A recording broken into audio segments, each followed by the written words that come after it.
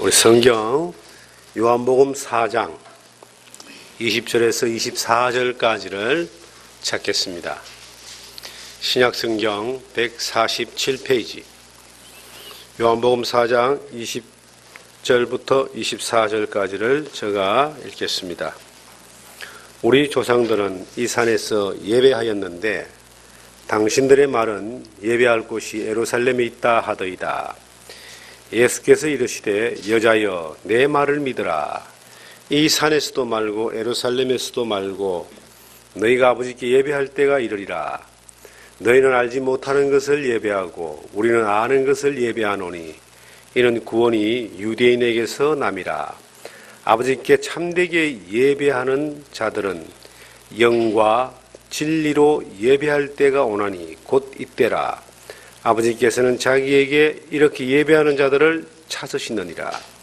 하나님은 영이시니 예배하는 자가 영과 진리로 예배할지니라. 아멘. 예수님이 사마리아 땅을 지나시면서 우물가에서 물길로 온 사마리아 여인을 만납니다. 그가 날마다 물을 길어와서 자기도 먹고 가족도 먹고 그렇게 평생 이제 물을 길었던 여인에게 내가 주는 물을 먹는 자는 영원히 목마르지 아니하리라 라고 말씀하시고 그 물을 사마리아 여인이 경험하게 됩니다. 우리가 이 세상에 살면서 평생 동안 물 먹고 밥 먹는 일에 삶을 다 허비하죠. 자고 일어나면 물 뜨러 가야 되고 자고 일어나면은 먹을 거 구하러 나가야 되고 평생을 그렇게 자기 배에 채우는 것을 위해서 입에 넣는 것을 위해서 살지만은 만족이 없습니다. 자고 나면 또 채워야 되고 또 쫓아가야 되고 그것은 하나님을 향하여 영적으로 이게 죽어 있기 때문에 어떤 것을 채워도 만족이 없는데 그 뚫려버린 그 허전한 곳을 채우기 위해서 하나님이 친히 이 세상에 오신 예수 그리스도가 그 그리스도가 주시는 이 생명의 양식을 먹으면은 다시는 목마르거나 줄이지 않는 다시는 방황하거나 괴로워하거나 슬퍼하지 않는 완전한 만족이 오는 것을 예수님이 생수의 근원 되시는 생명의 뜻 되시는 공급자 되시는 사실을 이 요한복음 4장의 사마리아 여인에게 이제 증명을 해 주었습니다. 그런데 이제 사마리아 여인이 예수님을 만나고 난 뒤에 한 가지 의문이 생긴 거예요. 사마리아라고 하는 말이 조금 친숙합니까? 예루살렘이란 말은 굉장히 친숙하죠. 이 사마리아 여인이 말하기를 예수님께 이제 물어보는 겁니다. 예수님, 우리 사마리아 사람들은 여기에 이 산에서 예배를 드리라고 하는데 당신네들은 유대인들은 예루살렘에서 예배를 드려야 된다고 합니다. 어디서 예배를 드리는 것이 진짜 하나님이 기뻐하는 예배입니까? 라고 물어보는 거예요. 사마리아와 예루살렘은 이제 한 지역 안에 있습니다. 한 지역 안에 원래 옛날에 이스라엘 그 땅 안에 있습니다. 다윗이 다스렸던 이스라엘 땅 안에 있는데 요 이스라엘이 다윗의 아들 솔로몬의 아들 르호보암 때에 이제 두 개로 나눠집니다. 북쪽 이스라엘과 남쪽 유대로 나눠지는데 남쪽 유대라고 하는 이 나라의 수도는 예루살렘. 거기에 성전이 있었어요. 그 성전에서 이제 이스라엘 사람들은 하나님 앞에 절기 때마다 예배를 드리고 경배를 하고 찬양을 했습니다. 그런데 국경이 딱 갈라지니까 북쪽에 사는 사마리아 사람들은 예루살렘으로 올 수가 없으니까요. 그 사마리아 땅에 이제 그리심산이라는 산이 있습니다. 그 산에다가 여로보암 왕이 성전을 지은 거예요. 그리고 성전을 짓고 난 뒤에 거기서 예배를 드려야지만이 하나님 예배를 받는다라고 가르쳤습니다. 공갈을 친 거죠. 그렇게 세뇌가 된 사람들은 요 그리심산 사마리아에서 이제 예배를 드리기 시작했습니다. 그러다가 이제 북쪽 이스라엘이 아시리아라는 나라에 의해서 BC 722년경에 멸망을 해버리고요. 남쪽 유다는 그로부터 한 100년 정도 더 지나서 BC 606년경에 그 유명한 바벨론에 의해서 멸망을 해버립니다. 그리고 이제 이스라엘이라는 나라는 이제 주권이 없는 나라가 되죠. 바벨론이 이스라엘을 지배하고, 바벨론이 망하고 난 뒤에 페르시아가 이스라엘을 지배하고, 페르시아가 망하고 난 뒤에 그 유명한 알렉산더 대왕의 헬라가 이스라엘을 지배하고, 그리고 이제 헬라가 망하고 난 뒤에 로마가 이스라엘을 지배할 때에 로마의 그 유명한 황제 가이사 아구스토라 그러죠. 옥타비아누스, 그가 이스라엘을 지배할 당시에 그때 예수님이 이 세상에 이제 오셨습니다. 그런데 유대인과 사마리아인은 나라가 없지만은 지역 특색을 가지고 있는 거예요. 우리가 한 나라 안에도 전라도 사람, 경상도 사람, 충청도 사람, 지역 특색이 있잖아요. 이스라엘은 우리보다 더 심합니다. 같은 나라 안에서 짜개졌다가 주권이 없는 나라가 됐지만 북쪽 사마리아 사람은 이스라엘 사람들을 배척하고, 남쪽 유다 사람들은 사마리아 사람들을 굉장히 싫어합니다. 그리고 예배를, 하나님을 향한 예배를 드리는 것도 북쪽 이스라엘 사람들은 그 사마리아에서 예배를 드려야지 하나님 예배를 받는다고 이야기하고, 남쪽 유다 사람들은 예루살렘에서 예배를 드려야지 예배를 받는다라고 하면서 하나님을 똑같이 믿는다고 하지만 예배와 하나님 믿는 그 방법이 다른 거예요. 그런데 그때 이제 예수님이 사마리아 땅을 지나가면서 물길로 온 그 여인을 만나게 되고, 그 여인에게 영원히 목마르지 않는 생수, 예수 그리스도의 그 생명의 그 복음을 그에게 이제 전해줍니다. 그가 예수님을 만나서 영원히 목마르지 아니하는 그러한 이 생수를, 복음을 받아들이고 기쁨이 왔는데, 문제는 이제 자기가 평생 태어났을 때부터 배워왔던 예배에 대한 개념이, 아니 유대인들은 예루살렘에서 예배를 드리라 그러고 사마리아인들은 사마리아 산에서 예배를 드리라는데, 예수님, 길 대신 예수님, 진짜는 뭡니까? 이렇게 물어보는 거예요. 오늘 이것은 굉장히 중요한 질문입니다. 사람들은 누구나 다 예배라고 하는 것을 마음속에 본능적으로 가지고 있어요. 이거는 어떤 절대적인 신에 대한 경배하는 마음, 또 신으로부터 오는 도움을 받고자 하는 그러한 자세, 이런 것들을 이제 예배라고 하는 거예요. 그래서 동양권에 있는 우리나라는 크게 이제 우리나라 조선 500년이 그 유교잖아요. 유교가 이제 관혼상제라고 하는 인간이 살아가는 그 삶 가운데서 예를 중요시하고 제사를 중요시하는 그런 문화입니다. 제사라는 자체가 다른 말로 하면 예배하는 거거든요. 그런데 불교는 물론 이제 부처를 향해서 예배를 하죠. 어떤 대상을 향하여 엎드려 경배하며 예를 갖추는 것을 예배라고 하는 겁니다. 그런데 예수님이 사마리아 여인에게 말하기를 너희는 알지 못하는 것을 예배하고 우리는 아는 것을 예배한다. 이게 굉장히 중요한 거예요. 예배를 드리기는 드리는데 예배가 하나님이 인정하시는 예배냐, 아니면 종교적인 어떤 이 습성에서 나오는 예배냐, 이것은 하늘과 땅 차이라고 하는 겁니다. 우리나라는 예배라고 하는 것을 굉장히 몸에 깊숙이 가지고 있는 민족입니다.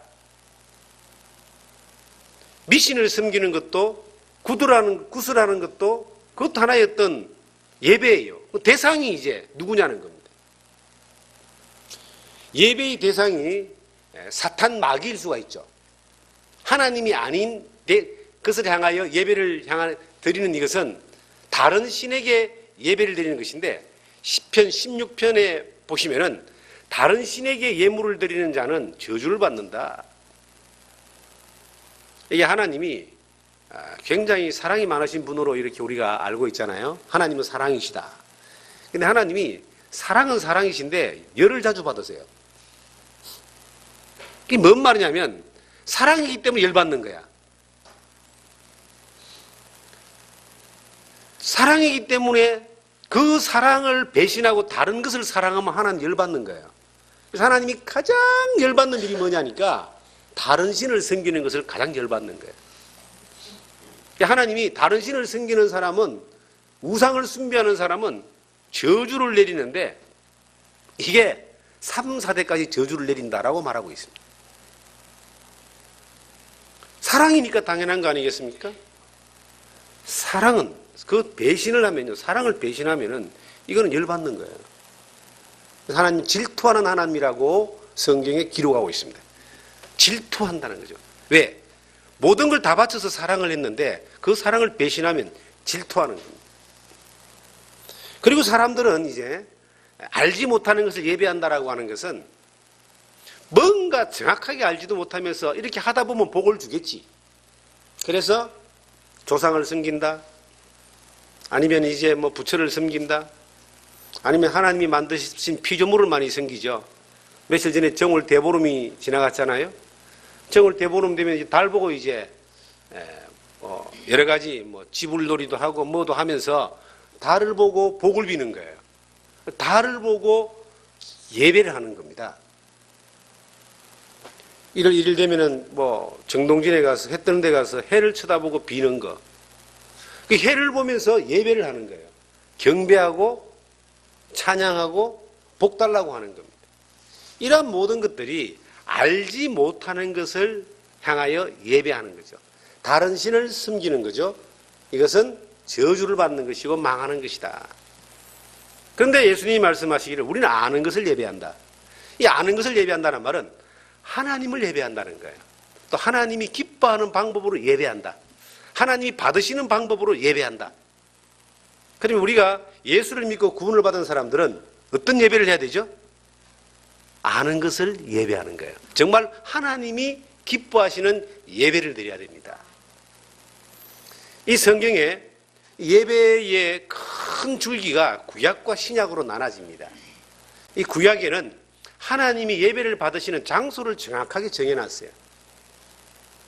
그것이 이스라엘 민족이 출애굽을 하고 난 뒤에 시내산에서 하나님이 영광을 받으시고 경배를 받으신다고 말씀하시면서 정해준 장소가 성막입니다. 이스라엘 백성들은 성막에서만 예배를 드려야지만이 이게 하나님이 기뻐하는 예배로 구약시대에 이제 광야시대, 성막시대 때 그렇게 정해주셨습니다. 하나님이 그곳에서 경배와 예배를 받으시고 영광을 받으신다라고 딱 결정해 준 장소가 성막입니다. 그리고 그 성막에는 그냥 이렇게 예배를 드려지는 것이 아니라 하나님이 말씀하신 그 식양대로 설계대로 정확하게 성막이 구성이 돼야 되고, 그리고 그냥 아무렇게나 가서 양 잡고 소 잡고 해서 예배를 드리는 것이 아니라 반드시 제사장들에 의해서 예배가 드려지도록 명령해 놨습니다. 그럼 제사장은 또 어떻게 해야 되는가?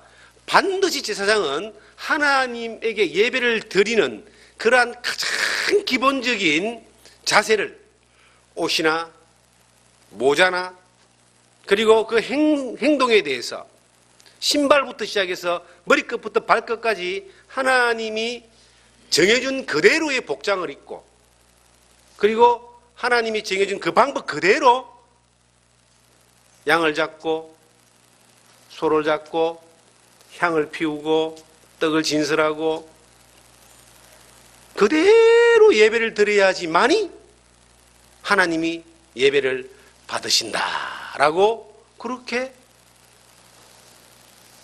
명령해 놨습니다.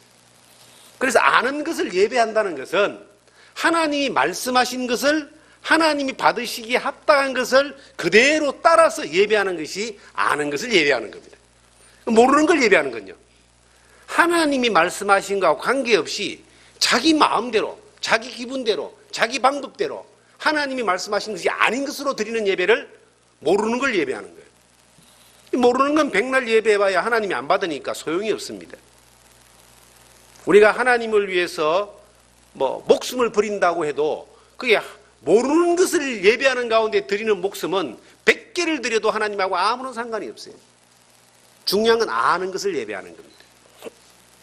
그래서 출애굽기에 보시면은 성막에서 하나님의 영광이 거한다, 머문다 라고 말씀하셨고, 성막 시대가 끝나고 난 이후에 이제 다윗이 이스라엘을 통일하고 다윗이 이제 성막 시대를 끝을 냅니다. 그리고 다윗이 죽고 난 뒤에 그 아들 솔로몬이 예루살렘이라고 하는 곳에서 하나님이 지정하신 그 장소에 성전을 짓습니다. 7년 동안 성전을 지어요. 그 성전도 하나님이 지으라는 방식 그대로 짓습니다. 성전을 짓고 이제 성전에서 예배를 드리기 시작하는데, 이스라엘 민족들은 하나님이 성전에서 영광을 받으신다라고 말씀하신 그 방법 그대로 그 예루살렘 성전에서 예배를 드린 겁니다. 양 잡고 소 잡고 뿐만 아니라 하나님이 말씀하신 방법 그대로. 그러니까 하나님이 받으시는 예배라고 하는 것은 구약 시대에는 절대적으로 장소가 정해져 있다는 거예요. 어디죠? 성막 아니면 성전. 거기서 아니고 다른 곳에서 예배를 드렸다, 하나님이 인정을 하지 않습니다. 다른 방법으로 예배를 드렸다, 심하게는요, 하나님이 다른 방법으로 예배를 드리는 사람을 죽이기도 했습니다. 이스라엘의 초대 대제사장이 아론입니다. 아론의 아들들이 하나님 앞에 성막에서 예배를 드리는데, 하나님이 향을 피우는 향을 정해줬어요. 요런 향만 가지고 하나님 앞에 성막에서 예배를 드리라 그랬는데, 요 아론의 아들들이 가만히 생각하니까 향 중에서 진짜로 좋은 향을 발견한 거예요. 그래서 이 좋은 향을 하나님께 바치면 하나님이 더 기뻐하시겠지 하고 더 좋은 향, 그러니까 하나님이 말씀하신 향이 아닌 다른 향을 가지고, 더 좋은 향입니다. 그게 나쁜 게 아니고, 그걸 가지고 하나님을 성막에서 향을 피웠는데 하나님이 그 자리에서 죽여버렸습니다. 다른 향으로 향을 피웠기 때문에. 그런 경우도 있다는 거예요. 다른 말로 하면 하나님이 받으시는 예배는 반드시 하나님이 말씀하신 방법을 통해서만 받으신다는 겁니다. 그것이 아는 것을 예배하는 거예요. 그러면 이제 구약시대가 지났죠? 성막이 지나고 성전이 지나고 예수 그리스도가 성전을 향해서 말하기를, 요한복음 2장에 이 성전을 헐어버리라, 내가 3일 만에 짓겠다. 이 유형적인 이 성전의 진짜 본체는 예수 그리스도가 이 세상에 오셔서 예수 그리스도를 통해서 하나님께 예배하는, 하나님께 영광을 돌리고 하나님께 경배하는 그 길이 성경 전체가 말하는 하나님의 사람들을 만나주시는 방법이고, 하나님이 영광 받는 방법이고, 하나님 앞에 인생들이 영생의 복을 얻는 방법이라고 하는 것을 길이요 진리요 생명 되신 예수 그리스도를 통해서 주님이 친히 증거하시고 주님이 말씀하셨습니다. 그리고 이제 그 예수 그리스도를 이 사마리아 여인이 우물가에서 만나게 되고, 평소에 그가 가졌던 가장 큰 의문 가운데 하나인 예배를 어디에서 드려야지, 어떻게 드려야지 진짜 예배입니까? 라고 물어봤을 때 예수님이 이제 정답을 이야기하는 겁니다. 구약 시대는 예루살렘에서, 그리고 성막에서, 그 사마리아 사람들은 사마리아에서, 근데 사마리아에서 드렸다는 것 자체가 알지 못하고 너희가 드린 것이다 하는 거예요. 성경에서 사마리아에서 예배를 드리라는 말이 없습니다. 그것은 여로보암 왕이 나라가 갈라지고 난 뒤에 백성들의 마음을 붙잡기 위해서 자기 마음대로 하나님의 방법과 비슷한 방법을 쫓아서 자기의 생각대로 더 웅장하게 성전을 짓고 거기다가 금송아지를 갖다 놓고 말입니다. 그리고 비슷한 방법으로 예배를 드리겠지만 이거는 너희가 알지 못하는 하나님이 말씀하신 방법이 아니라는 거예요. 그러면 유대인들이 예루살렘에서 드렸던 예배는 뭐냐? 그건 알기는 알았는데 이 안고 없는 찐빵같이 진짜를 놓쳐버리고 있다 너희가. 그 예루살렘에서 드렸던 이 예배가, 구약의 예배는 알고 드렸던 예배지만 지금 드리는 그 예배는 어떤 장소에서 드려지는 예배가 아니라 하나님이 찾아오셔가지고 하나님이 만나주시는 그 예배가 진정한 예배다. 그러면 예루살렘에 세워져 있는 그 성전이 아니라 하나님이 찾아오셔서 하나님이 만나주시는 예배는 누구를 이야기하는 거예요? 사마리아 여인, 네가 지금 나를 만난 것이 진정한 예배다 이 말이에요. 우리가 예배를 드리는 것은 뭐냐면은 어떤 특별한 장소에 가서 구약시대처럼 하나님이 정해주신 방법대로 장소에 가서 예배를 드리는 것이 아닙니다. 우리는 우리가 가서 어떤 장소에서 드리는 예배가 아니라 우리에게 누가 찾아오셔가지고 우리에게 진정 하나님의 그 놀라운 사랑을, 하나님의 놀라운 은혜를 만나게 하셨는가? 누구죠? 예수 그리스도. 우리의 예배의 시작은 어디부터인가? 우리가 예수 그리스도를 만나는 그때부터입니다. 이 사마리아 여인의 예배의 시작은 언젠가? 이 예수 그리스도를 우물가에서 만날 때부터였습니다. 그럼 그 예배가 시작될 때에 성경에서 말하는 그 예배는 뭐냐? 우리가 많은 사람들이 예배에 대해서 착각을 하는 거예요. 예배가요, 주일날 성경 공부하는 게 예배가 아닙니다, 여러분. 그건 성경 공부입니다. 어떤 사람들은 예배를 이 강론을 듣고 설교를 듣는 것을 예배라고 생각합니다. 그거는 설교를 듣는 것이 예배가 아닙니다, 여러분. 성도들이 모여서 교제하는 것을 예배라고 생각합니다. 예, 그거는 교제지 예배가 아닙니다. 예배에 대해서 사람들이 착각을 하는 거예요. 모여서 앉아있는 이 집회가 예배라고 생각하는데 아닙니다. 성경에서 말하는 예배는요, 우리가 알고 있는, 우리를 만나주신 그 하나님을 향하여 엎드려 경배하는 거예요. 그게 예배입니다, 여러분. 주일날 예배를 드리기 위해서 우리가 교회에 오는 거예요. 그 예배 안에 이게 우리가 함께 포함될 수 있는 것이 성도들의 만남과 친교와 교제와 그리고 설교와 기도와 여러 가지들이 포함됩니다만은 이게 자세와 그리고 주체가 뭔가를 이걸 착각해버리면 이거는 예배가 잘못되는 겁니다. 예배는 우리의 필요를 하나님 앞에 달라고 하기 위해서 오는 것이 아닙니다.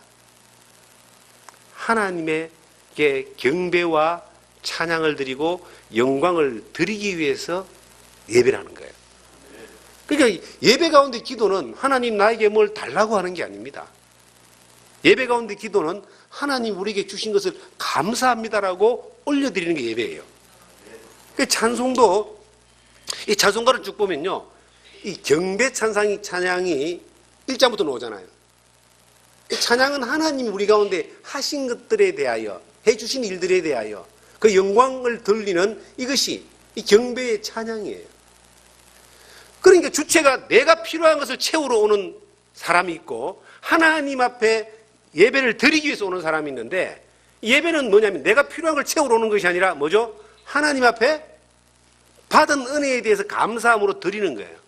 그러니까 똑같이 오는데, 똑같이 주일날 예배에 참석하는데 그 주체가 내가 되느냐 누가 되느냐? 하나님이 되느냐?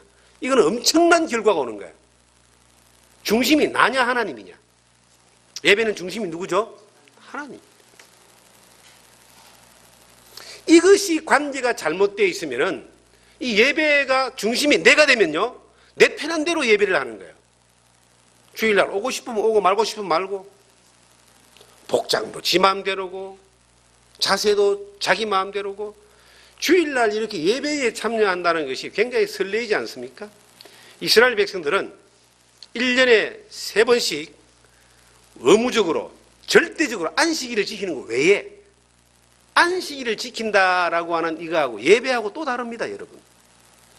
이스라엘 백성들은 1년에 3번씩 반드시 예루살렘에 가서 예배를 드리라고 명령해 놓고 있어요. 하나님 앞에. 절기가 세 절기가 일곱 절기 가운데서 이제 가장 중요한 절기 세 절기가 있습니다. 유월절 절기가 있고요, 오순절 절기가 있고, 그 다음에 장막절 절기가 있습니다. 반드시 그렇게 예배를 드리라, 하나님 앞에. 그래서 그것이 이스라엘 백성들은요, 지금도 전 세계에 가장 많이 흩어져 있는 민족 가운데 한 민족이 유대 민족입니다.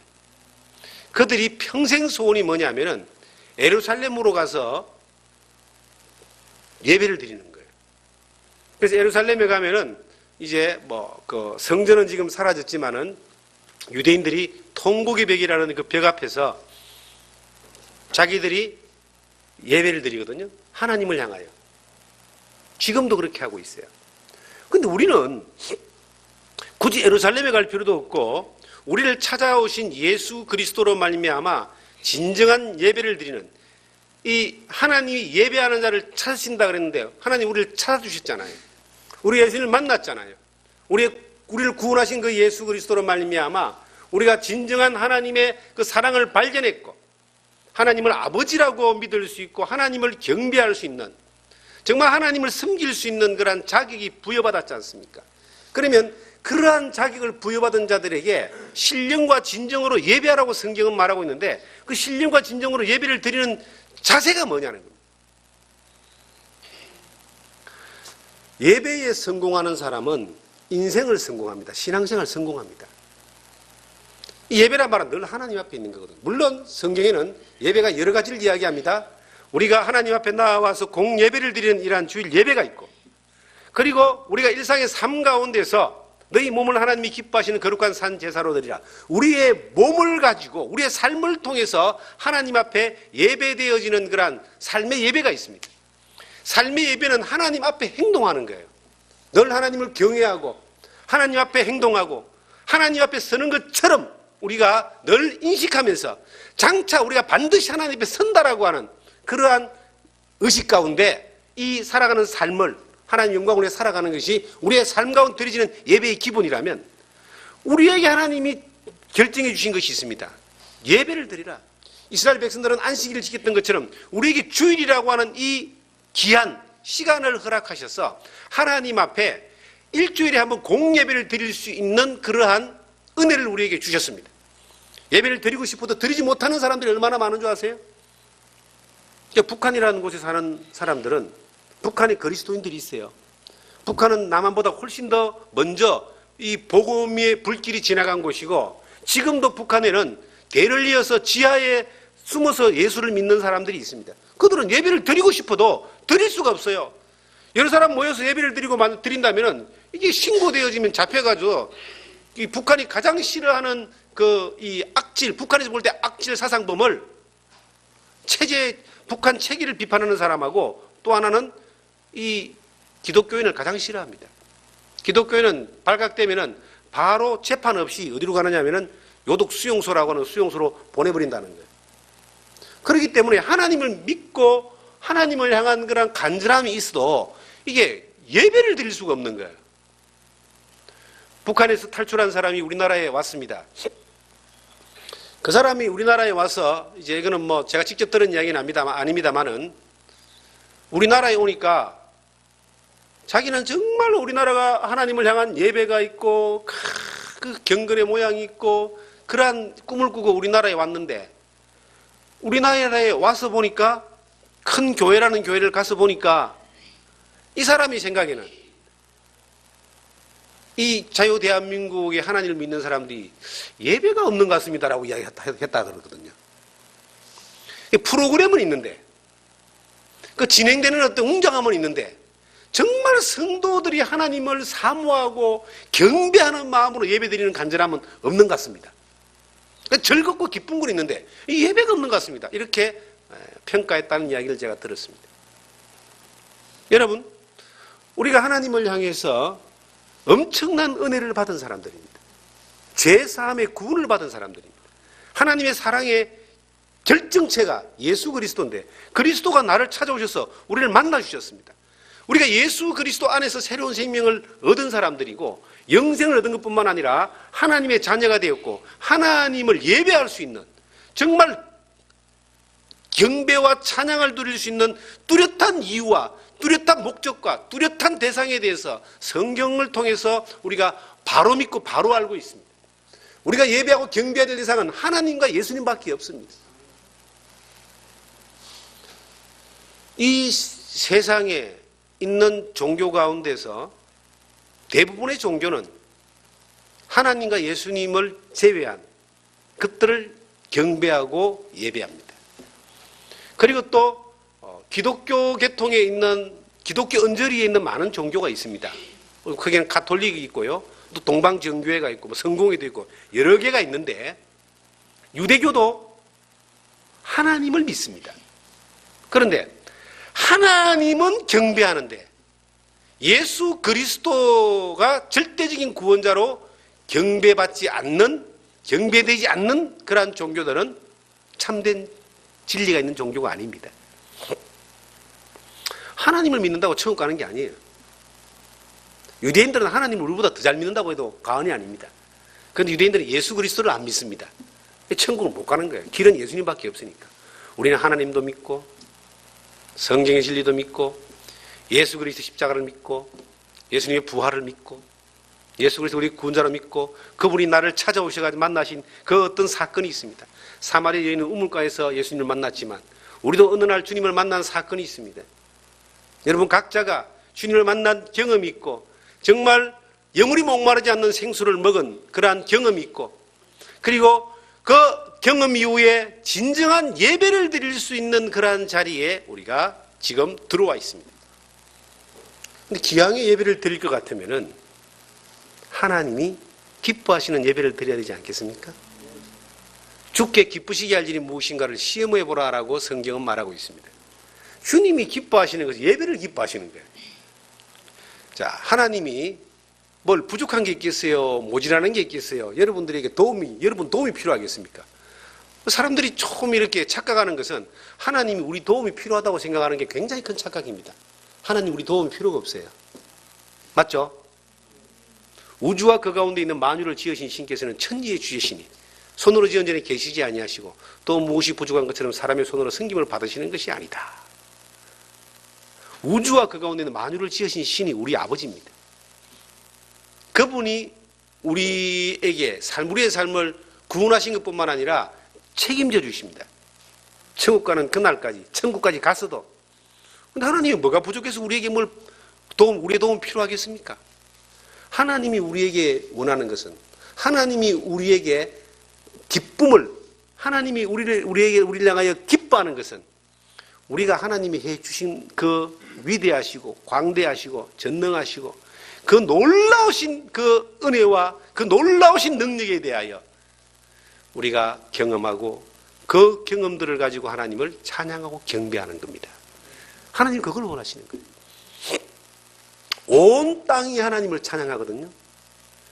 이 우주에 나가도 하나님을 그 소리가 없는데도 하나님이 찬양한다 그래요. 우주를 한번 안 나가봤습니다만은 우주 갔다 온 사람들 그 고백한 내용들을 들어보면요, 우주에 나가면은 하나님의 그 솜씨에 대해서 찬양할 수밖에 없습니다. 암스트롱이 달에 가서 첫 발을 디뎠다 그러잖아요. 근데 우주를 올라간 사람들의 두 가지의 이 표현이 있답니다. 러시아, 소련 쪽에서도 올라간 사람이 있고 미국 쪽에서도 올라간 사람이 있어요. 미국 쪽에서 올라간 사람들은 가서 첫 마디가 하나님의 광대하시고 위대하심을 찬양합니다. 그런데 소련 쪽에서 올라간 사람들은 뭐라 하는지 아세요? 가가디라는 사람이 소련에서 가장 먼저 우주로 올라간 사람인데 그 사람이 한 말이 있습니다. 와보니까 하나님 없네. 우주에 와보니까 하나님 없네 그랬답니다. 그런데요, 이 우주의 질서와 이 법칙들을 보면은 그 광활하고 웅장함을 보면요, 이게 하나님의 솜씨가 아니면은 이거는 해석이 안 되는 거예요. 하나님이 이제 우주와 만물을 지으셨고 우리가 살아가는 모든 환경을 허락하시거든요. 우리를 구원하신 것만 우리가 감사할 것이 아니라 오늘 우리가 숨쉬고 사는 것도 하나님의 은혜입니다. 저는 가끔 이런 생각을 해봅니다. 지나온 시간 가운데서 우리 각자의 어떤 지나온 시간이 있잖아요. 야, 그 수많은 어려움과 수많은 어떤 그 위기들을 지나와서 여기 딱 서서 하나님 앞에 있는 것만 생각해도 하나님께 감사가 되어지고 찬양이 되어지고 경배가 되어지는 겁니다. 그리고요, 우리가 알지 못하는 얼마나 많은 위험들을 하나님이 미리 막아주셨을까요? 제가 자식을 키우면서 느낀 겁니다. 어릴 때는 내가 내 마음대로 자식을 키울 수 있다고 생각했어요. 그런데 시간이 지나면서 점점점 내 마음대로 할 수 있는 것이 없다는 것을 알았습니다. 그러면서 더 느껴지는 것은 하나님이 해주셔야 되는구나. 그리고 세월이 지나가면 더 느낀 건 하나님 해주셔서 감사합니다. 이렇게 이제 되어지는 거예요. 우리가 염려한들, 요 머리털 하나라도 우리가 흰머리를 까맣게 만들 수 있느냐. 요즘 뭐 염색하면 된다 그러는데 근본적으로 안 바뀝니다. 염려해서 되는 것이 아니라 하나님이 도와주시고 지켜주시고 인도하셔야만이 되는데, 지금까지 지나온 것을 생각할 때에 내 인생의 짧은 이 소경 가운데서도 감사할 수밖에 없는데, 우주와 만물을 지으신 그 하나님의 영광과 하나님의 놀라운 솜씨를 내가 생각하게 될 때에 감사하지 않을 수 없고 찬양하지 않을 수 없고 영광 돌리지 않을 수 없다는 겁니다. 우리가 삶 가운데서 하나님에 대해서 감사함과 영광 돌리는 찬양과 경배가 있으면 그 사람은 반드시 하나님이 기쁨이 되는 사람이 되는 거예요. 하나님이 기쁨이 되는 그 사람은 반드시 하나님이 기쁘게 해줍니다. 또 이게 놀라운 원리인 거예요. 내가 하나님이 기쁨이 되면 하나님은 반드시 우리에게 기뻐할 일을 주십니다. 하나님은 역사 가운데서 하나님이 기쁨이 되는 사람들을 쓰셨어요. 하나님이 기쁨이 되는 사람을 통해서 일하셨어요. 여러분들이 하나님 앞에 뭔가 자꾸 달라고 하는 게 뭔가 신앙생활에 이것이 방법이라고 생각하는데, 그건 굉장히 다 틀린 건 아닙니다만은 그것은 어떤 면에서는 어린 신앙의 모습입니다. 달라고 하는 것이 아니라 하나님 앞에 주신 것을 더 많이 감사하는 사람이 돼야 돼요. 그럼 하나님이 기뻐합니다. 그 사람은 더 주십니다. 기도가, 우리가 달라는 기도가 우리에게 늘 있습니다. 하나님이 그런데 주시죠. 참 우리 하나님이 얼마나 좋으시면 어릴 때는 그냥 말도 안 되는 거 달라 그래도 하나님이 가끔 주십니다. 근데 신앙이 성숙한 사람은요, 말도 안 되는 걸 달라고 하면 안 돼요. 아는 것을 예배해야 되거든요. 다른 말로 하면 하나님이 약속하신 것을 믿고 나가야 된다 이 말이에요. 그것이 얼마나 큰 축복인데. 그러한 복을 누리는 삶이 돼야 된다. 우리가 하나님 앞에 예배를 드린다라고 하는 것은 예배를 드릴 수 있는 자격을 먼저 우리가 부여받은 데부터 시작하고 그리스도가 나를 찾아오신 것부터 시작하지만은, 그 예배는 성경은 말하기를 신령과 진정으로 예배를 드리라고 이야기합니다. 24절을 한번 보겠습니다.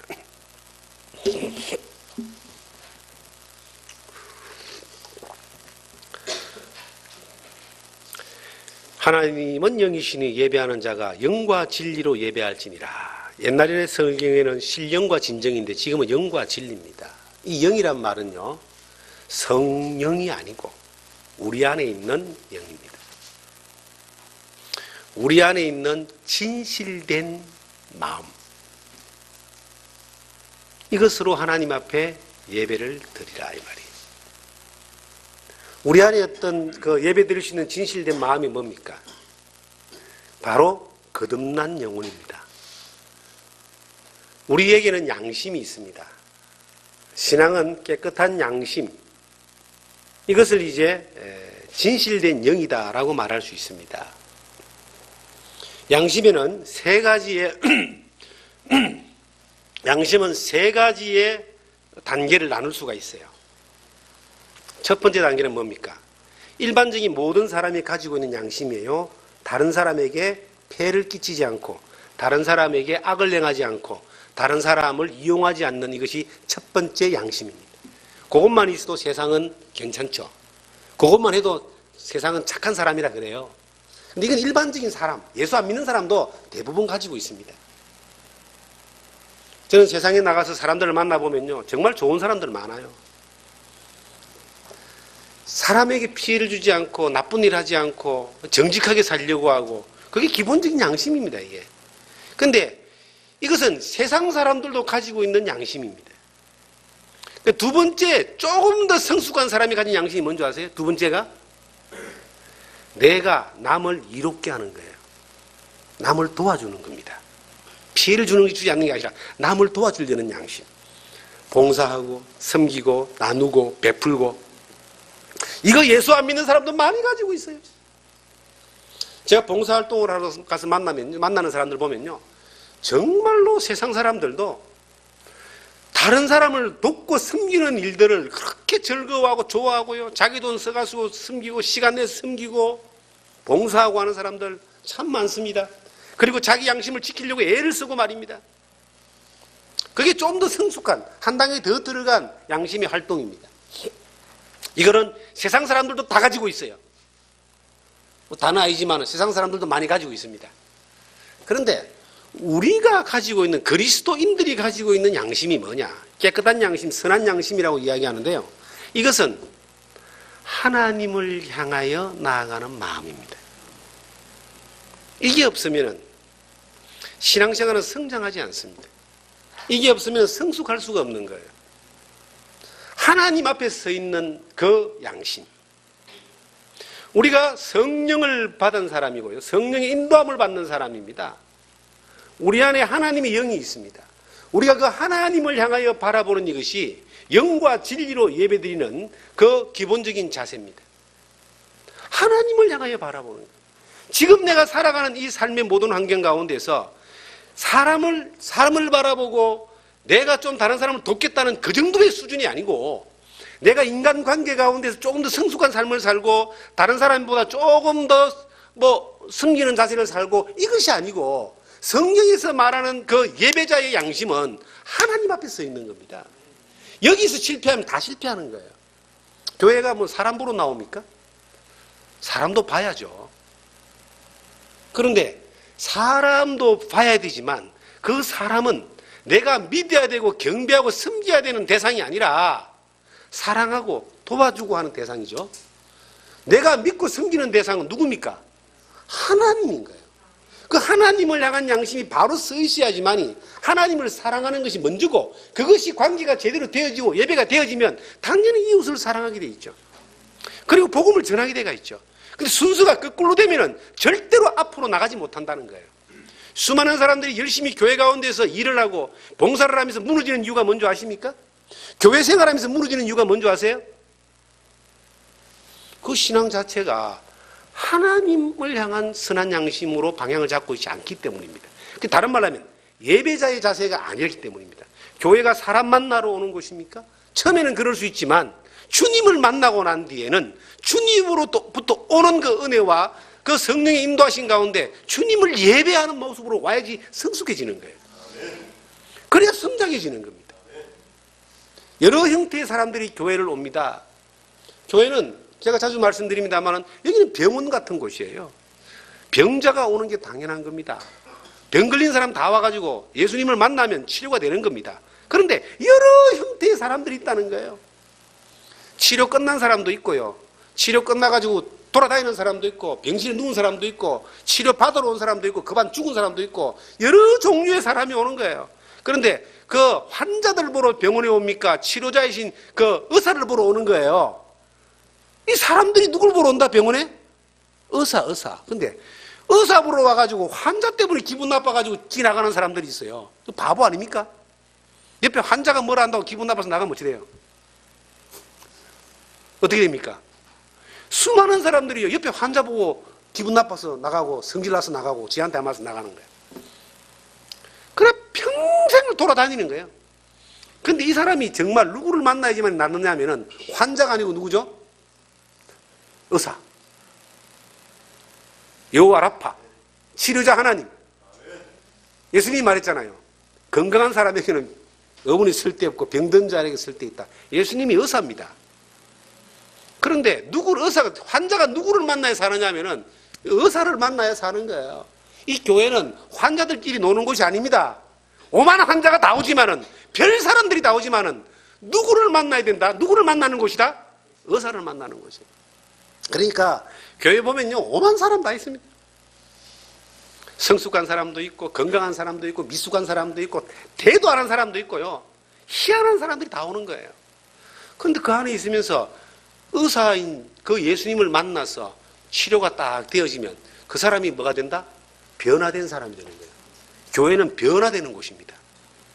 이 손바닥을 이래가 엎어지는 거예요. 이게 완전히 땅을 보고 살다가 이게 딱 엎어져서 하늘을 보고 살아가는 그 삶을 사는 이것이 우리의 삶의 변화의 최종 목표입니다. 누구를 바라보느냐는 겁니다. 이게 영과 진리로 예배할지니라 그랬는데 그 영이라고 하는 이것이 우리가 거듭난 영이죠. 주님으로부터 온 그 신령한 그 영이죠.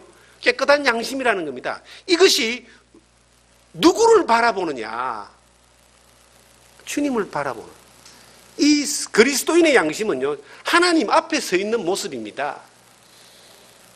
여러분들이 가정생활이든 직장생활이든 또 교회생활이든 사회 모든 관계 가운데서 삶 가운데 드려지는 예배라고 하는 것이 뭐 직장에서 찬송가 듣고 성경 보는 걸 그걸 예배라고 하는 게 아니에요. 하나님 앞에 서 있는 모습을 예배라고 하는 거예요. 그것이 되어져야 되는 거지. 성경은 달달달 외우는데 입만 벌리면 찬송은 잘 부르는데 삶의 형태는 하나님과 관계가 없어요. 자기 기분대로 자기 생각대로 사는 거야. 그건 예배가 아니죠.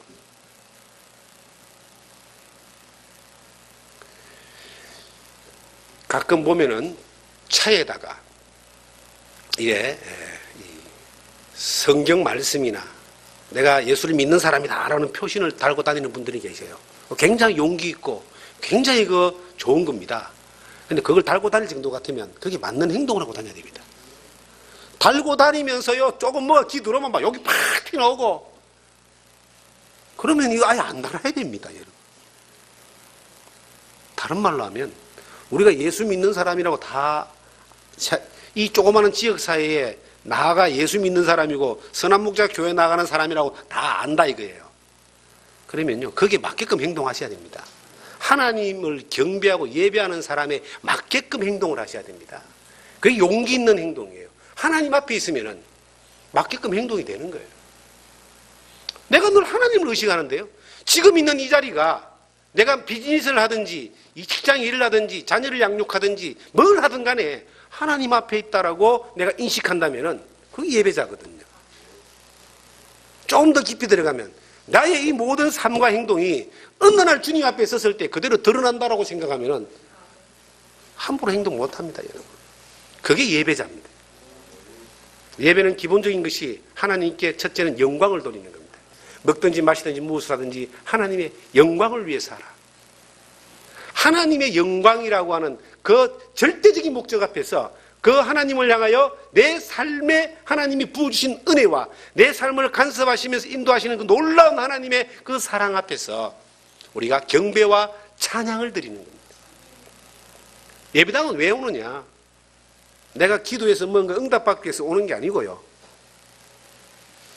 나에게 이미 놀라운 것을 주신 영원히 목마르지 않는 생수도 주시고 우리의 삶을 늘 인도하신 그 하나님 앞에 경배와 찬양과 감사를 드리기 위해서 오는 거예요. 그게 예배입니다, 여러분. 그 마음이 돼야지 겸손한 마음이 되는 거예요. 그런데 달라고 하는 사람요, 기본이 잘못되어 있는 거예요. 아무리 줘도 감사할지 모릅니다, 이 사람들은. 저는요, 애들을 보면은 우리 교회에 지금 애들 몇 명 있잖아요. 굉장히 속으로 웃깁니다. 나는 그 아이들한테 많은 걸 사주기도 하고 갖다 주기도 해요. 근데 그 아이들이 가지고 있는 껌 하나 얻어먹으려면요, 얼마나 유치한지 모릅니다. 그러지 않습니까? 내가 애들한테 얼마나 많은 것들을 해주는데 걔들 가지고 껌 하나 얻어먹으려면은 온갖 아쉬운 소리 다 해도 애들이 안 줘요. 우리 아버지가 우리한테 온갖 것 다 주는 거예요. 안 그렇습니까? 근데 아버지가 뭐 하나 달라 그러면은 그렇게 인색하고 아까워서 못 줘. 이게 신앙의 단계라고 하는 겁니다. 이 성숙한 단계는요, 감사함이 없을 때는 성장하지 않습니다. 내가 우리 아들, 딸한테 참 교육을 이 헌금에 대한 교육을 참 어릴 때부터 시켰는데 이 잘 안 되거든요. 그런 과정도 필요하다는 생각이 들어져요. 왜냐하면 내게 주신, 내가 받은 것이 이것이 내 것이고 내게서 나가는 것은 아깝다고 생각하니까 헌금을 못하는 거예요. 그러죠? 그런데 내가 받은 이것이 하나님이 주신 것이고 내가 받은 은혜라고 생각하면 이게 아까울까요? 아깝겠어요? 은혜라고 생각하면은 이게 아깝지 않은 거예요. 이 예배라고 하는 것은요, 하나님이 내게 주신 것에 대한 감사함이 우리 가운데 늘 흘러넘칠 때에 하나님에게 영광이 되어지고 모든 삶의 과정을 통해서 하나님 앞에 경배와 찬양이 되어지는 겁니다. 그러면 그 다음에 바로 이어지는 것이 감사입니다. 삶에 감사가 없는데 하나님이 온갖 것 다 줬는데도 왜 쟤는 도대체 감사하지 않냐 이 말이에요. 늘 하나님 왜 나를 안 주냐고만 생각하고 앉았습니다. 더 달라고만 합니다. 하나님이 보실 때도 야, 자세를 좀 바꿔라. 자세를 좀 바꿔라. 방향을 좀 바꿔라. 이렇게 건면하실 것 같아요. 성경 시편 107편을 보시면 이런 말씀이 있습니다.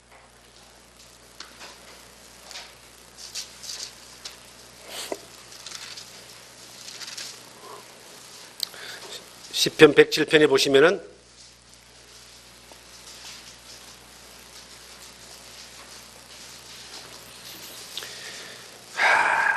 찾으셨으면 제가 2절을 읽겠습니다. 여호와의 속량을 받은 자들은 이같이 말할지어다. 여호와께서 대적의 손에서 그들을 속량하사 동서남북 각 지방으로부터 모으셨도다. 7절임 6절 봅니다. 이에 그들이 근심 중에 여호와께 부르짖으며 그들의 고통에서 건지시고 또 바른 길로 인도하사 거주할 성읍에 이르게 하셨도다. 여호와의 인자하심과 인생에게 행하신 기적으로 말미암아 그를 뭐 한다고요? 우리를 대적의 손에서 건지시고 속량하시고 인도하셔서 거주할 곳에 거하게 하시며 우리의 인생의 삶 가운데서 우리에게 기적을, 놀라운 기적으로 우리를 인도하신 그 하나님을 생각하면 뭘 한다? 찬송. 찬양과 경배가 온 땅이여 여호와를 찬양하라 그럽니다. 우리의 일생 전체를 통해서 하나님을 찬양해야 되고 우리의 삶 전체를 통해서 우리를 인도하신 하나님께 감사해야 됩니다. 그 감사가 우리 가운데 넘쳐날 때에 하나님이 기뻐하시는 거예요. 그 찬양과 경배와 하나님을 향한 영광을 우리의 삶 가운데 올려드릴 때에 하나님이 기뻐하시는 겁니다. 거기에서 하나님이 우리에게 필요한 말씀을 들려주시고 우리의 삶 가운데서 하나님의 기적과 같은 손길들을 날마다 더 보여주시고 우리를 통해서 하나님의 능력이 나타나는 하나님이 쓰임받는 자리에 우리를 거하게 하는 겁니다. 성경에 누가복음 17장에 보시면은 열문둥이가 이제 예수님을 만나서 나음을 입습니다. 그런데 열문둥이가 나음을 입었는데 나음을 입고 난 뒤에 다 가버렸네요. 딱 한 문둥이만 와가지고 나음 받은 한 문둥이가 와서 예수님에게 감사를 하였습니다. 예수님이 말합니다. 야, 나머지 9은 어디 갔냐? 우리가 이 복음을 전하는 것은요, 마치 열 문둥이에게 예수의 복음을 전하는 것과 같습니다. 일단 죽어가는 사람 살리는 것이 목적이죠. 그런데 하나님 안에서 지속적으로 은혜를 누리고 하나님의 은혜 가운데서 정착되고 양육되고 성장되어지면서 하나님의 일에, 주님의 일에 쓰임받는 사람으로 나아가는 사람은 어떤 사람이냐? 감사할 줄 아는 사람. 누가복음 7장에 보시면요, 많이 탕감받은 사람은 더 많이 사랑한다 그랬습니다. 바울 사도가 그 주님을 그토록 사랑할 수 있었던 것은 바울의 고백 가운데서 디모데전서 1장 15절을 보시면 죄인 중에 내가 괴수다라는 말을 합니다. 자기가 하나님으로부터 받은 은혜가, 그 사함받은 그것이, 그 놀라운 사랑이 너무나 크기 때문에 더 예수님을 더 많이, 복음을 더 많이 사랑하고 전했던 사람이 되었습니다. 우리가 받은 구원이요, 여러분, 내가 정말 죄 가운데에서 멸망으로 갈 수밖에 없는 그 사항을 깨닫고 진정으로 하나님 앞에 지옥 앞에서 회개했던 그러한 경험이 있는 사람은 예수 그리스도의 십자가의 복음이 그를 해방시키고 구원했다는 이 사실이 나에게 믿으시면요, 감사하지 않을 수가 없습니다. 시간이 지날수록 더 감사합니다. 구원의 사건은 한 번이지만 그 구원의 감사는 갈수록 더 커지고 구원의 기쁨은 더 커져가는 겁니다. 저는 그렇더라고요. 그런데 앞서간 많은 믿음의 사람들도 그랬던 고백을 제가 듣습니다. 저는 복음을 깨닫고 예수를 믿은 지가 36년이 지났지만 지금도 주님의 십자가를 생각하면 너무나 감사하고 감격이 옵니다. 왜냐하면 그 사건이 인생을 바꿔놨기 때문에, 또 그 사건으로 이어져서 하나님의 사랑과 하나님의 은혜가 계속 이어지기 때문입니다. 오늘까지도 이어져 가고 있는 겁니다. 그 하나님을 향하여 서 있을 수밖에 없는 겁니다. 예배자로서 우리가 늘 주님이 기뻐하시는 예배, 우리의 예배가 하나님 앞에 제대로 되어지면은 우리가 감사가 넘치는 삶이 되겠죠. 범사에 감사하라. 구원받은 것만 감사하는 것이 아니에요. 예배 가운데서는 하나님의 능력이 있고 은혜가 있고 하나님의 놀라운 사랑이 있고 역사가 늘 함께 합니다. 그러니까 감사가 더 할 일이 생기는 거예요. 감사를 넘치게 하라는 말씀도 성경에 있습니다. 그러면은 우리가 예배에 드려지는 시간이 우리의 삶 가운데서 하나님을 경배하고 찬양하고 영광 돌리며 감사가 넘치는 것들로 이어져 갈 때에 하나님 우리에게 필요한 것들을 예배를 통해서 우리에게 공급하시고 은혜를 더욱더 풍성하게 주시면은 우리가 살아가는 삶 가운데, 자, 일주일을 살면서 직장생활 하든 비즈니스를 하든 뭘 하든 간에 그 삶 가운데 하나님의, 우리가 예배하시는 살아계시는 그 하나님의 도우심과 은혜를 우리의 삶의 현장 가운데 방금 이 성경에 읽었던 말처럼 우리에게 행하신 기적을 더 많이 경험하지 않겠느냐. 그러면 그 삶은 더욱더 큰 은혜가 넘치는 삶이 안 되겠습니까? 놀라운 원리가 있습니다. 성경은 이스라엘 민족이 큰 하나의 교훈을 준, 쉽게 말하면 본보기죠. 이 본보기가 별로 좋은 건 아닙니다. 우리는 고생 안 하고 본보기를 보고 뭘 배울 수 있느냐 하면은 하나님이 기뻐하는 것을 배울 수가 있는 거예요. 이스라엘 역사를 통해서 보면은 이스라엘 민족들이 하나님 앞에 하나님을 경배하고 예배하는 일에 집중했을 때는 이스라엘 민족은 어려운 일이 없었어요. 이 가나안 땅이 젖과 꿀이 흐르는 땅이라 그러죠. 이 젖과 꿀이 흐르는 땅이라는 말에 속으면 안 됩니다. 가나안 땅은 척박한 땅입니다. 예나 지금이나 이게 스케줄이 많은 땅의 지형을 가지고 있어요. 비도 잘 오지 않습니다. 비가 내리면 다 땅으로 흡수돼 버리기 때문에 이게 물이 잘 없어요. 그래서 농사를 짓는 것이 햇빛 가운데 물 제대로 없는 그러한 이런 것만 자연적으로 짓고 이랬는데, 왜 하나님이 가나안 땅을 젖과 꿀이라는 땅이라고 했는지 아십니까? 하나님의 택함받은 백성이 그곳에 딱 들어가면은 그곳은 젖과 꿀이라는 땅이 되는 거예요. 왜냐?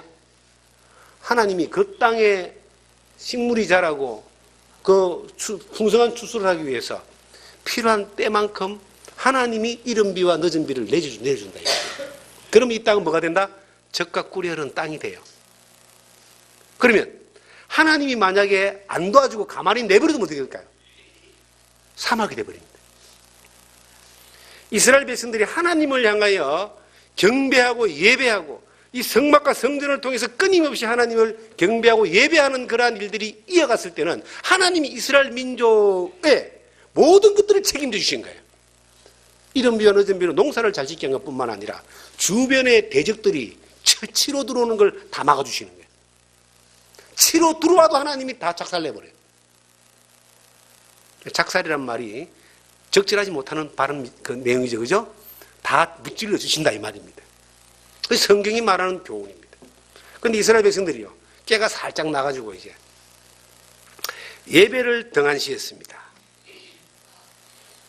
그리고 제사를 등한시했습니다. 그들이 의무를 등한시했습니다.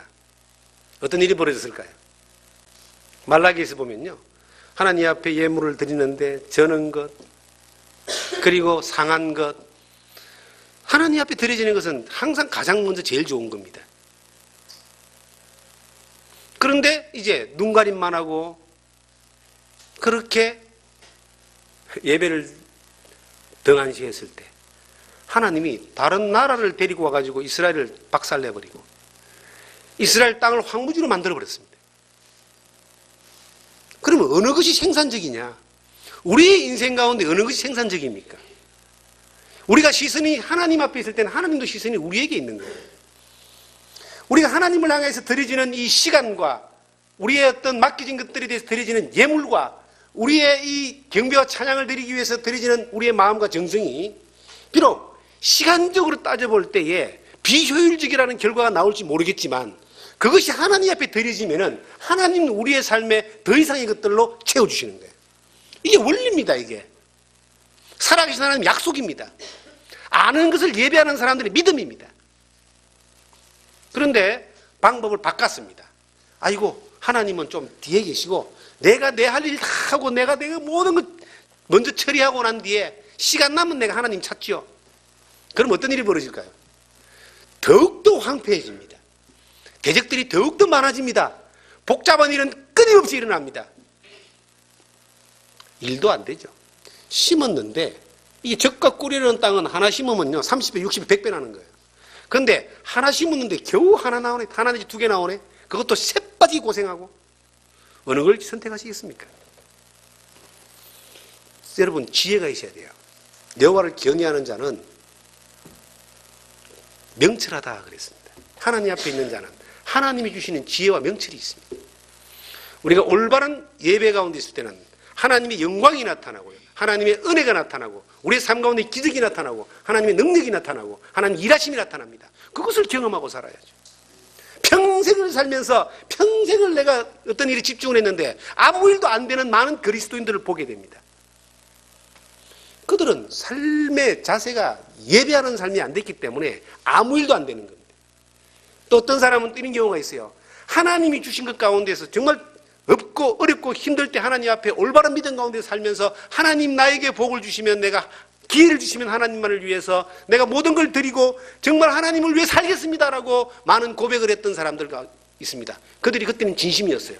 그런데 어느 날 하나님이 정말 은혜를 주셔가지고 부자가 되기도 하고 뭔가를 이루기도 하고 많은 걸 누리기도 하는데 이스라엘 백성들이요 편안하고 많은 걸 누릴 때 꼭 나타나는 것이 이게 죄악이 들어오는 거예요. 욕심과 권력과 음욕과. 그래서 솔로몬이 망했잖아요. 이스라엘이 망했잖아요. 그렇게 망하는 사람들을 봅니다. 근데 그들이 원인이 뭔가를 가만히 들여다보면요 예배를 잃어버렸기 때문에 그렇게 되는 거예요. 어떤 상황에서도 예배자라고 있으면 하나님의 도우심과 하나님의 인도하심이 있기 때문에 바로 세워져 갑니다. 저는 제 주위에 잘된 사람들이 많아요. 그런데 그 사람들에게 제가 하는 말이 있습니다. 당신이 처음에 하나님 앞에 기도하고 서원했던 것을 평생 잊지 마라. 그리고 하나님을 바라보는 그 자세에 눈길을 절대로 다른 돌리지 마라. 그러면 이 복이 계속 이어져 갈 것이다. 그 눈을 돌리고 그것을 잊어버리는 순간 하나님도 당신을 잊어버릴 수 있다. 제가 이틀 전에도 누군가에게 그 이야기를 했습니다. 그것 때문에 가는 거예요. 인생, 이 살아가는 인생이 몇 년 삽니까, 여러분? 길지 않습니다. 길게 살아봐야, 예? 우리 유재호 장로님은 뭐 100살까지 사시겠지만은, 저는 자신이 없어요. 예? 잠깐 지나갑니다. 하나님 앞에 섰을 때 이 땅에서 내가 뭔가를 이뤘다. 이게 중요한 것이 아니라 어떤 예배자로 살았느냐 이걸 주님이 보시는 거예요. 그러한 하나님이 기뻐하시는 예배자로 여러분들이 사라지기를 주님의 이름으로 축원합니다.